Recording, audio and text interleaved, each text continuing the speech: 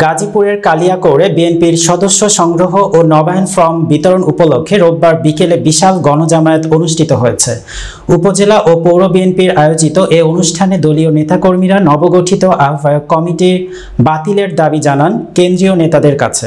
সভাপতিত্ব করেন কেন্দ্রীয় নির্বাহী কমিটির সহ শ্রম বিষয়ক সম্পাদক হুমায়ুন কবির খান। সঞ্চালনায় ছিলেন কেন্দ্রীয় নির্বাহী কমিটির সদস্য মুজিবুর রহমান।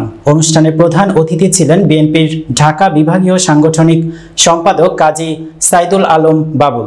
বিশেষ অতিথি হিসেবে বক্তব্য দেন উপজেলা বিএনপির সাবেক সভাপতি ভিপি মোহাম্মদ হেলাল উদ্দিন এবং পৌর বিএনপির সাবেক সিনিয়র যুগ্ম সম্পাদক সাইজউদ্দিন আহমেদ। অনুষ্ঠানে উপজেলা ও পৌর বিএনপির প্রায় 50,000 নেতাকর্মী উপস্থিত ছিলেন।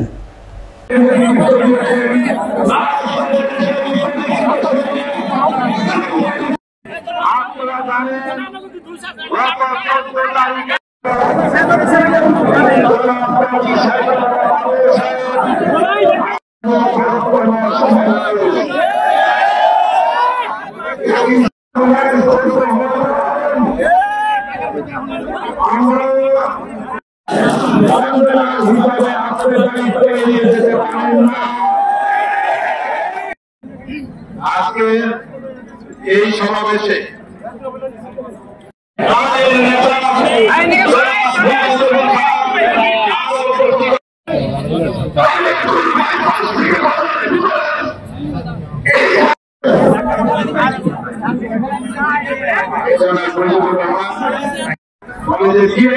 আমরা এটা সমাধান করবো।